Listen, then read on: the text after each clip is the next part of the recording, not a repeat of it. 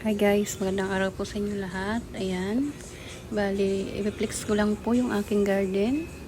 Bali, maliit lamang po itong space ko dito sa harapan ng aking bahay. At ayan guys, kung napansin nyo po ay marami po talaga ako dyan mga masonyana na kulay green lang.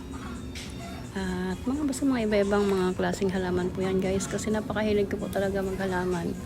Kahit napaka-common lang po na halaman ay pinahalagahan ko po yan. At ganoon din po yung aking mga alocasia. Ayan. Andyan din po yan sa harapan ng aking garden. Iba-ibang klase, tsaka yung itong aglonema. Aglonema na nakapiraso lang po naman, pero ay tingin ko dadami din po yan balang araw.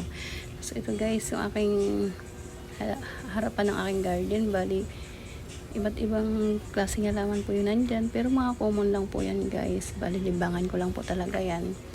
At ayan yung aking mga propagation ng mga halaman. Andyan na rin po yan. Halo-halo po sila. At yung aking crotons, ganda po ng dahon niya. Oh. Kulay na kulay. At ayan, hanging plant ko po. At tea plant, ayan, andyan po sila.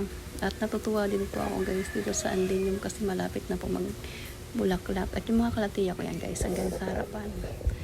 So, ayan, marami pong salamat sa panonood. Thank you po guys. Sa susunod na video, ayan, maraming salamat po.